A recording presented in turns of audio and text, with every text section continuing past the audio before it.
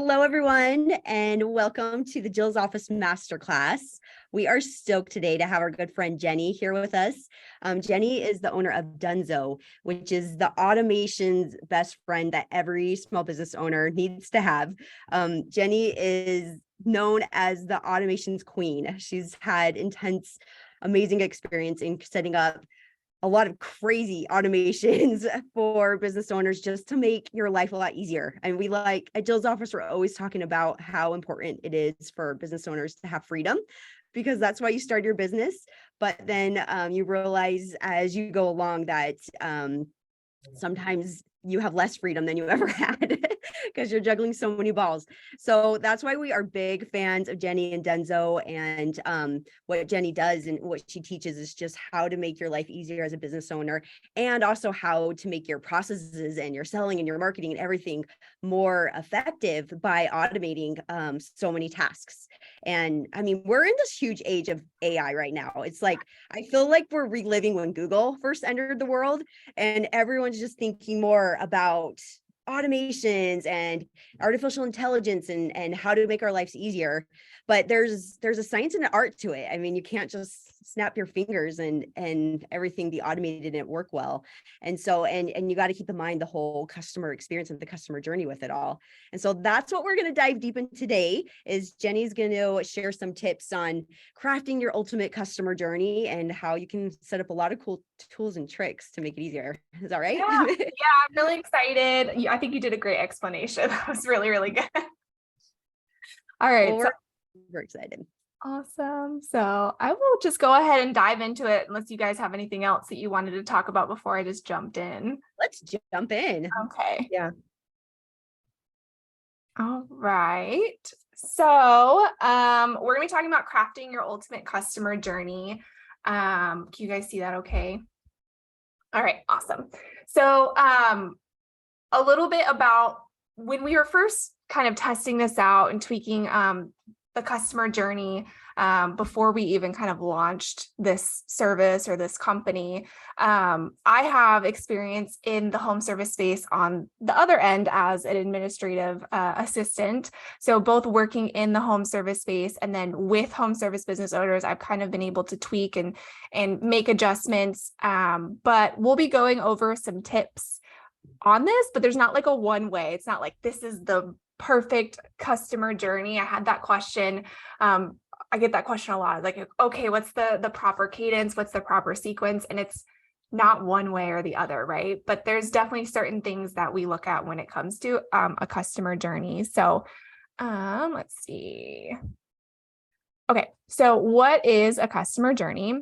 It's the set of interactions that your company has with a customer when they're buying your brand or your service. So you have a customer journey right now in your business that may not look like what you want it to look like, but the interactions that your company has with its customers, that is your customer journey that's happening right now. There's some studies that are out there that I do like to share statistics because it's like, why is this important? Like, why do we care about automating some of this and improving it? 80% of customers consider the experience they have within a company just as important as the product. So if your product's amazing, but they're like, oh, I talked to your admin was just kind of a turd, or it took them forever to get back to me, whatever that is. Even though your product was great, their experience wasn't that great. And I think you've probably experienced that also as a consumer. Is like, okay, I really like this product, but like, man, I had a really bad experience. That was not fun, whatever that may be. And then customer journey should change over time. I'm sure, you guys over at Jill's office, and then definitely us over here as we're still getting started, my customer journey has changed a dozen times over the last year of like what I want to do and what I want to change in the experience our clients have with our company as well. So I think it's important to remember that it's not like one way and then it's going to stay that way forever. You do need to, make changes, adapt with how your customers are experiencing your product. Oh yeah. And Jenny, real quick, I mean, I can from two different perspectives on being a lot of part of businesses customer journey, at Jill's office where we help answer phones. It always one of my favorite things I hear is calls where the customer says you were not the cheapest, but I was so impressed by how friendly and warm you were on the phone that I went with you guys. Yeah. And I love hearing that because it's true. We're willing to pay more for a good experience. And the other thing is, I mean, right now I'm actually in the middle of doing a bathroom remodel, and I am obsessed with our contractor. Like every single step from the minute I first reached out to him has just been phenomenal. And we've had hiccups, not because of him, but other things. And he's just been so like, his communication's been phenomenal, and just every aspect of it. Like I want to refer him to the whole planet because I'm like, everyone needs to use this guy. So it not only creates a great customer experience for the person, but then they want to refer you more too if you have a great customer experience. Yeah, I 100% agree. I was actually not necessarily with my bathroom remodel, but I had someone come over and help kind of like clean the house. And I went with, I talked to a couple different companies, and the one I went with, it's kind of a funny reason. I think I've said this a couple of times why I went with them, but they went over the top with their experience. So of course they did their normal like cleaning, tidying things up. But before they left, they popped like a package of cookies into the oven. So when they were done, there was like fresh baked cookies out on my counter, which who doesn't love that? And the whole house smells amazing. And it's just like a simple little thing that like I had two other people come over and they did a great job, but like I kept working with them because I was like, dang, that was like a really cool touch. And of course their communication with me was also amazing. Like there was other factors, but I think also getting creative and thinking outside the box, because there's so many, people who may be in your similar service area that do the same thing you do and probably provide the same great product or service, but your experience is going to be way better and way over the top. So yeah, Oh, yeah. I totally agree. And then the last touch point I wanted to talk about is your customer journey is not linear. So your customers are not always going to go from A to B. There's like all these like points in the middle that your customers fall out of the funnel. So this is kind of a good visual example of that. So this is like a typical home service business and a lot of other businesses as well, but like, new lead to estimate to sale, sale to service, post service. But a lot of your customers are not going to do this, right? There's going to be all these variables in between them of like, they didn't answer, they're price shopping, they're not ready. So we need to think about in your customer journey, how are we recapturing those leads as well? And how are we, reaching back out to them, putting them in another drip sequence to like stay top of mind. Maybe they're not ready right then and there. We don't want to forget about these people. Maybe they ghosted you after the estimate. Okay, well, we're going to keep following up with them. So this is a part of the customer journey and the customer experience that they have with your company. So just thinking about, okay, where are my leads falling off at? And I think having a good visual of that, whether that's a funnel, whether that's, an Excel spreadsheet, whatever that may be, but being able to see, okay, I get them to the estimate, but they all drop off. 50% of them drop off from estimate to sale. Is there something missing? What can we improve? What can we change? Or maybe you're getting leads that are coming in, but they're not even getting to the estimate. Okay, what do we need to tweak here? Do we need to do more follow-ups? Do we need to talk about our lead sources? I mean, that's like all things that you can see in your customer journey and all things that you can help improve with adding more follow-ups, funnel stages, whatever that may be. So there's a lot of variables in there. I think that if you're even thinking about the customer journey, like, you got a solid at least C in, the school business, because a lot of people don't even think about it.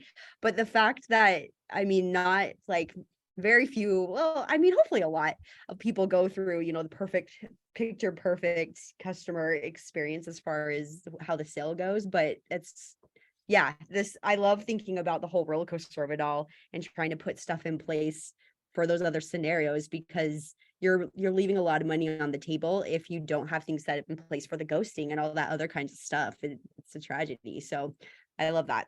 It's cool to see it that way. And just recapturing them. And this also just kind of points out, okay, like I put this in here because I had a customer recently who was like, we keep losing jobs. It was over the last couple of months, but like during their busy season, they're like, we keep losing jobs because we're booked out 6 weeks. okay, they're going to other competitors because they're sooner. Okay, how can we nurture them within that 6 weeks to let them know, like, yes, we're maybe booked out, but we're going to take care of you. So we built out a nurture sequence to kind of fill in that gap between when they get scheduled and when their job actually is. So that kind of helped retain those customers, and they lost less people in that interim. And then of course they, got another truck and helped alleviate that, but that's not always easy, especially when we're trying to hire employees and now we have to buy another truck. So it was just nice to be able to find another solution in that time until they could kind of fix their schedule and get a little bit more, sooner appointments. So if someone is just starting out tracking this, what do you recommend? That's a good question.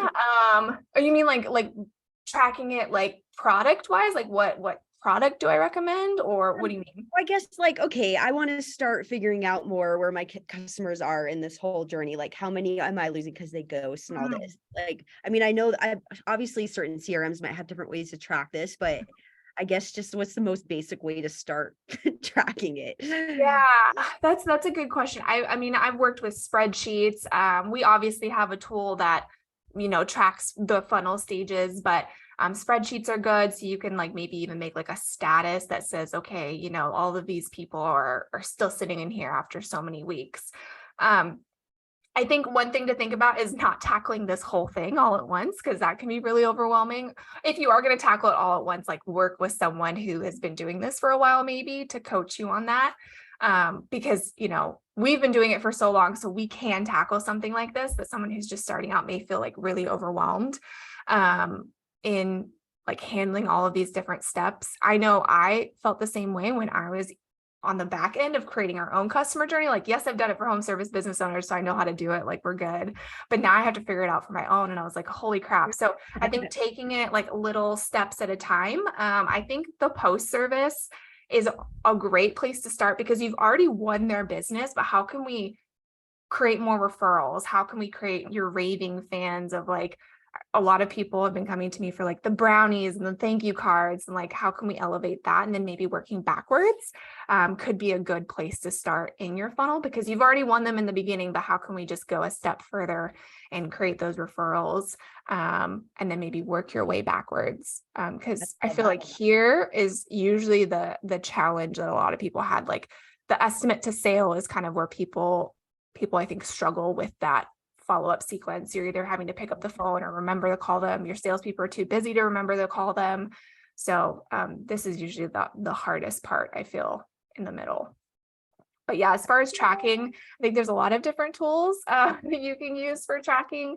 I talked to someone earlier who uses Airtable.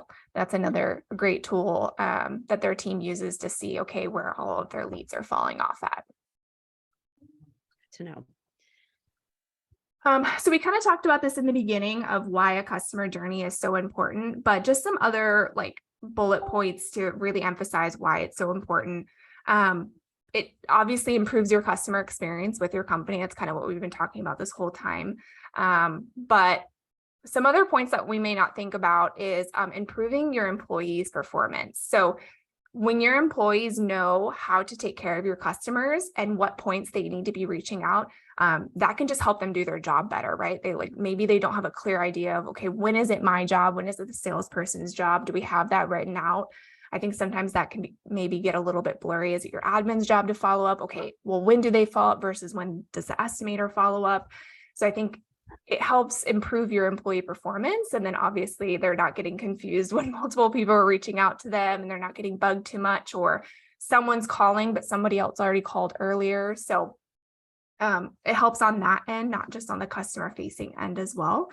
And then can also help increase customer acquisition. So that's that part where we were talking about referrals in the end, and creating those raving fans where, you were saying, I just want to refer this guy to the world. He's so awesome. We want to do that, right? We want people to refer us, and people love referrals. When you don't have to spend money on marketing, and you're getting a lot of it through word of mouth and through your customers, I think that's really awesome. So just some key points of why a customer journey is so important and why you should be thinking about that.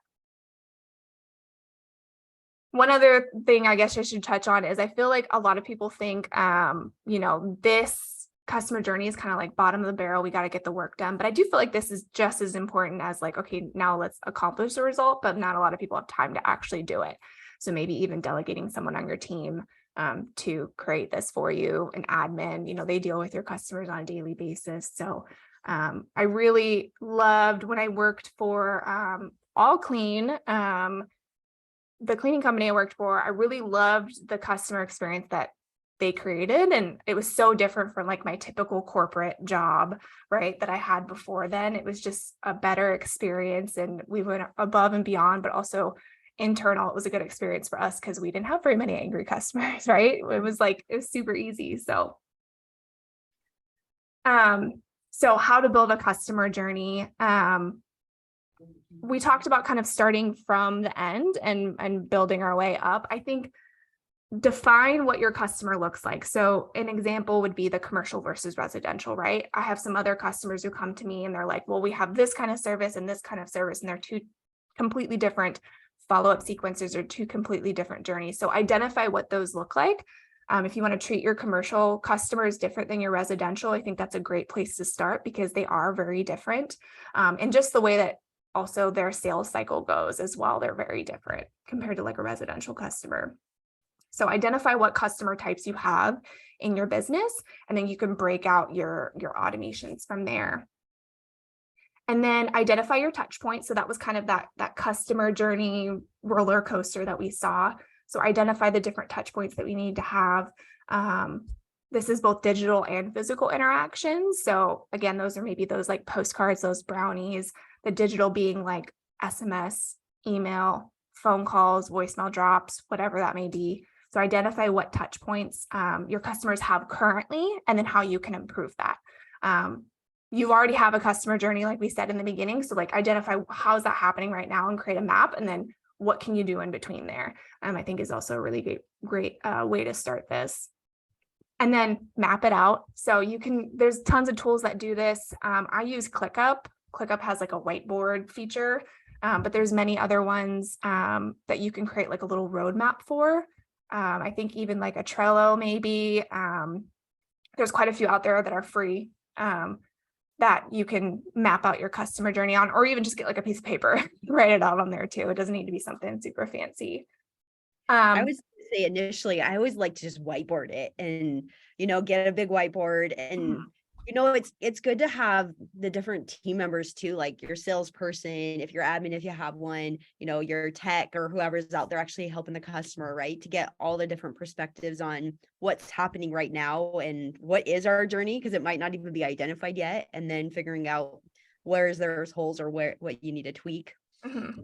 Yeah, I love the physical part of it as well. I know everything's so digital, but I do love like physically writing things down, and like I feel like there's a different visual aspect when you do have a whiteboard. But there's plenty of tools out there that you can use. I've used pieces of paper before when we were first doing this, and I think we even used a whiteboard at one point. So and then monitor and refine. So that's that part where your customer journey is changing. Like I said, changed it probably a dozen times, and we're still making tweaks right now and identifying, where are customers finding pain in our experience, and we're tweaking, we're trying to make adjustments. Maybe we're hiring more people to help alleviate some of that pain, whatever that may be, but just monitoring and refining it, knowing that it's not set in stone forever. Like once you've done it, okay, it's done. Like making sure that we're monitoring how our customers, if we're getting a lot of negative feedback on maybe one particular sequence or email, maybe we need to change that a little bit. So monitoring that part. And then what does a successful customer journey look like? So I got this question a lot because a lot of people are like, okay, so what does this ultimate journey actually look like? Is there one way? There isn't. Every company is going to be different, but when it has been successful, these are like 3 typical things that you'll see. Obviously increased sales and closing rate with you having to do less in your company.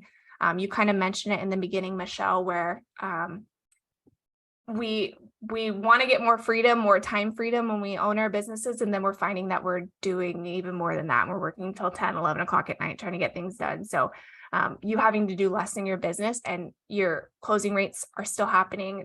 You're closing more, you're increasing your sales without having to do as much like you were doing before. So that's always a good sign of a successful customer journey.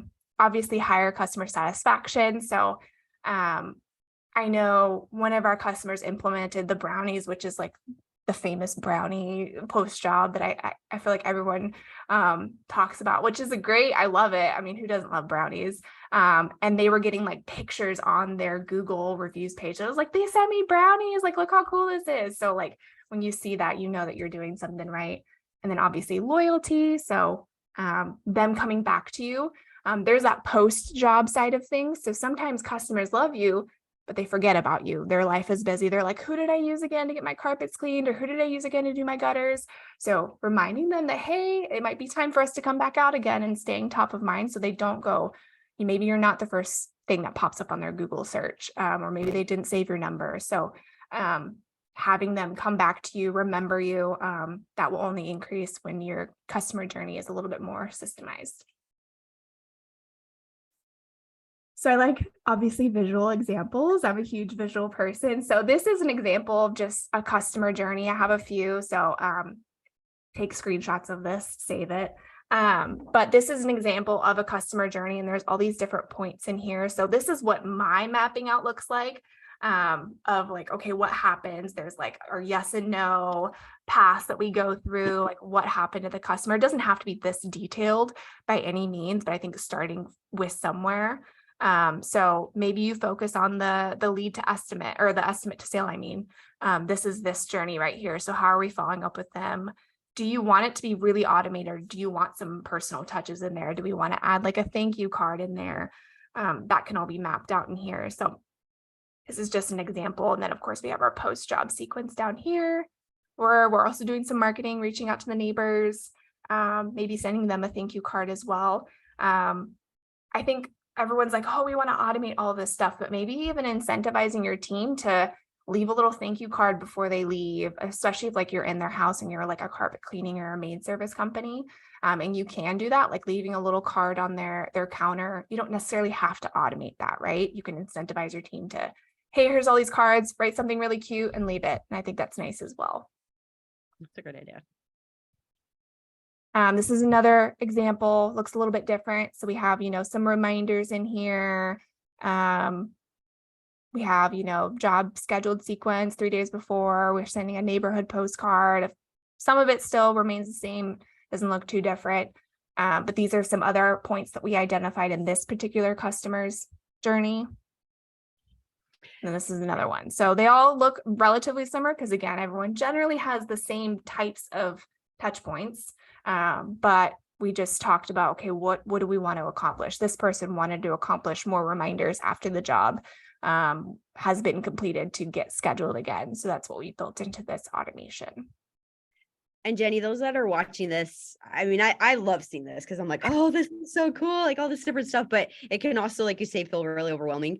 But I mean, anyone that is interested, this is something that you can help with, right? Of mapping it out for them, and not only like mapping it out, but actually writing, because it's like, it's one thing to map it, but then it's like, well, what do I say in the emails? What do I say in the text? Yeah. And we talk about, like, you were talking about AI earlier. Let me tell you, I love ChatGPT, but we still have to put some human touch to it. Can't let it write everything. But yeah, we absolutely help our customers map this whole thing out and write all the sequences, and then it's done. And we've been doing this for a while, so usually like we can get it all mapped out. But I think if you're going to do it yourself, that's totally fine. But start with one thing. Don't do all of this all at once. I think doing all of this, you're like, okay, now where do I start? I, even in my own business, take it one step at a time. I'm like, okay, we're going to focus on this section of people and where they go in our funnel, and we're going to build out the automation there. And that's how I started, because we didn't have a really automated customer journey when we started, which I thought was funny because we're an automated customer journey company. But you work on everyone else's business and not your own. So. Nicole, I'm curious. I mean, you've been in business, what, 1.5 years with your cleaning company? What's been your experience with creating a customer journey? It's interesting, actually. I think that, we're always working on it. Like Jenny said, like you can't just set it and forget it. And it kind of just evolves since it's only been 1.5 years. It kind of turned in, I mean, it was kind of a focus from day one. I think that's what helped us kind of be successful, but getting we had employees from day one also. And so getting them in on the process definitely helps, because trying to be a hands-off business owner, I can't exactly tell them how to do their job. I need their input, and it creates a lot of it creates a lot of buy-in, and they take a lot of ownership over every time they go into a client's house. They help to create the processes that they're actually doing every single day. And so they just want to do the best job possible, rather than me just saying, I think this is how we have to handle every single customer. You walk in, you give them this, you say this, and you do that. They just, that doesn't work in the long term. So it's evolved, and we're always thinking about things like the cookies that Jenny talked about. Like, I racked my brain for a million days, hasn't been a million days, but and my husband, his quality brain also, because he does quality assurance, and we're like thinking about all the different ins and outs of like, okay, baking cookies and all this different stuff, right? So we're trying to figure out some of our own things, but we've definitely done a lot of different things for clients that have helped and made a difference. But I feel like our customer service and the experience face-to-face is probably the number one thing that's made people just like, you guys are just awesome. And it's with our office manager when they book, and it's also with the technicians and the follow-up afterwards too. So it is like Jenny said, there's so much information, and it feels so overwhelming. You don't know where to start. Like, if I was just starting business and I saw this page up right now, I would be like, holy cow, that looks like the aisles at Walmart. What am I supposed to do? But I love just starting to map out that journey and the different touch points. I feel like that's an easy place for a business owner to start, and then build from there. Yeah. Or even just what you have now, right? Like, what are you already doing? Map out what that is. Yeah. And does that need a change? I have one, there's actually a client that I was working with, and they're in Utah as well. And they do crumble cookies. So they don't bake cookies, but they have a thing where, like, if a customer leaves a review on their account, they'll go and send them crumble cookies. And I thought that was really interesting, because it's just another, like, they already loved you enough to leave a review, and now you're going a step further and be like, thank you so much for going above and beyond that as well. So maybe you don't want to, bake cookies, you're worried about burning them or whatever, but there can be some things even afterwards. Yeah. Yeah. That's cool. So just to wrap up, some main takeaways is put yourself in your customer's shoes, map out what you already have going on, and then how you can improve that. Like I said, you already have one that you're doing right now. So what does that look like? And mapping that out on a whiteboard or with your team. Don't be afraid to over communicate. I would say one of the biggest things when we implement an automated system is now these customers are getting all of these responses back. Our clients are getting all these responses back, but they get one or two like, oh, stop contacting me, you guys are annoying. And then they freak out. They're like, oh my gosh, like, we have to change it. Like, don't panic. No matter what you do, you could only be sending 2 emails, or you can be sending 10 emails. You're always going to get people who have an opinion on it one way or another. I know I was planning an event, and I constantly communicated with our clients that was like, hey, just like some reminders before the event. And one person was like, oh, you sent too many emails. Another person was like, I never got your emails. Like, everyone's going to experience it differently. So don't be afraid to over communicate, and everyone, you'll get feedback. If you get a negative feedback here and there, don't freak out. Don't let it scare you. It doesn't mean things are going wrong. If you're getting like a lot of it, maybe then we need to change. But if you're getting 1 or 2, that's just natural. I want to add something in really quick. Sorry.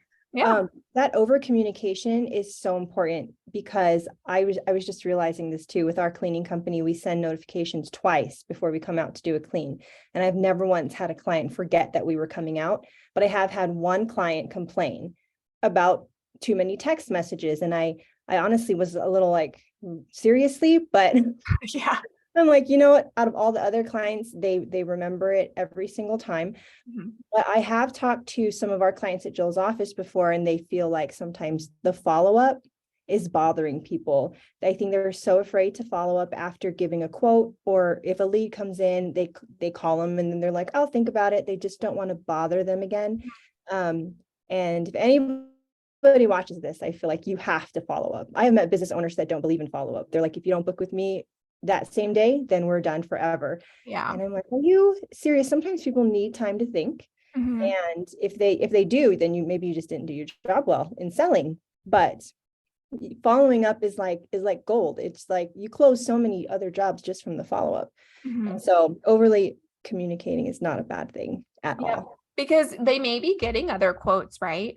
But they may have a hard time getting hold of those people again. And you're the one that's sending those follow-ups. And they're like, okay, well, can't get a hold of this other company. I experienced that personally where I was like, emailed, called, didn't hear anything for 3 days. And I went with a company who sent me a follow-up that was like, hey, I know we came out. And I was like, well, Right. I do need this done. So, I think it definitely scares people when they get that one negative person, but think about the people who aren't, Right. really Like a bad. bad Google review. You forget all the good ones and the one bad one just sits there forever.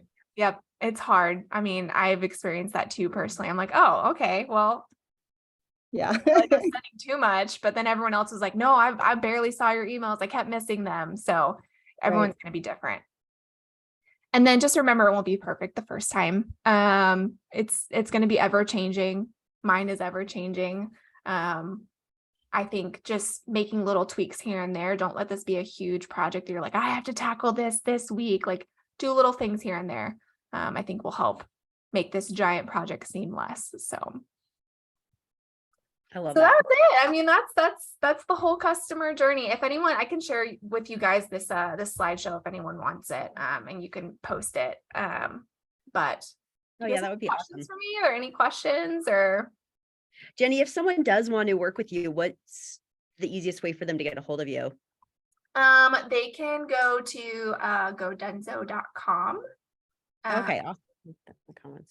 And schedule a call with me. That goes to my calendar. They can also chat with the little chat widget down there. There's a lot of ways they can get a hold of us. But yeah, go to our website, or they can PM me on Facebook too.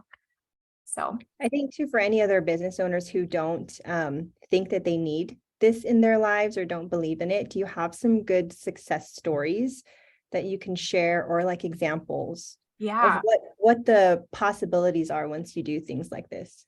So I always do check-in calls with my clients because even though we've implemented something, we may need to make some tweaks or changes. So I always do check-ins.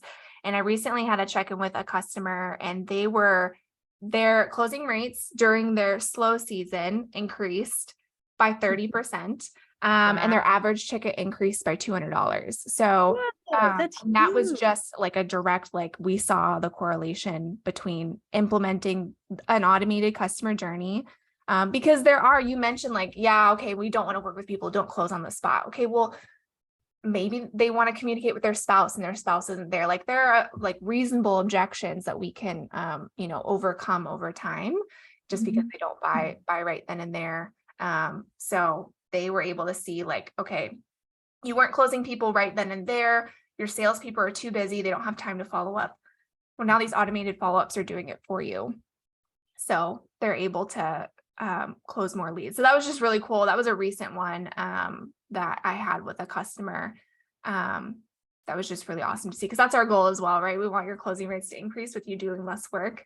And also your admin team feeling like they can kind of breathe a little. Because I remember when I was working during spring season, I felt like my head was going to fall off the amount of like stuff I had to do. So that kind of helped alleviate their team as well, and their admin team. So that's just one example of a story. Do you see a lot of automations, or do you build a lot of them where you create something in there that gives opportunities for add-ons and upgrades and things before before the job is actually done, I guess? Because I can imagine something like that being really helpful. Yeah, that's actually a really good example, or a really good question. We have done that. I recently did that for actually the same customer who does the crumble cookies. And he, like when the job is scheduled, he does a follow-up sequence. It's like, hey, even though this is what we're doing, just so you know, if you want anything extra done, just let our team know and they'll add it on for you. And like, just kind of a subtle ask. I think it's, they've already purchased for you. I don't know how pushy you want to be on like adding more, but just letting them know like, hey, our team will be there. And then their team in person, because there's also the physical touches, not just the automated touches, but the physical touches. Their team goes, okay, they walk around with them and they point out, like they're a carpet cleaning company. They point out like, oh, well, this isn't added on, but I noticed this little spot. Do you want us to take care of that for you? And they're like, oh yeah, no, please do that. And they'll add it on and tell them how much it is before they move forward. So that's also like a part of their customer journey, even though it's not automated, it's in person, those upsells. So I think sometimes upselling can be a little bit hard, virtually, like over like email and text, but I think you can totally be subtle about it. That's just how he does it. That's the only example I currently have that I can think Right. of. It's a Yeah. great one. Awesome. I love it. Well, I love that chat today. I actually love the customer journey. I think it's so exciting to figure it out. And I love that you can start anywhere and make tweaks and just don't get overwhelmed, just get going. And Yep. Yeah, just you'll start figure from it out. somewhere, right? I think don't tackle it all at once, unless you want to. Then you can Right. make it. It might be I love overwhelming. it. Well, thanks for joining us today, Jenny. We really appreciate you. And thanks everyone for watching. Thanks. Thank you.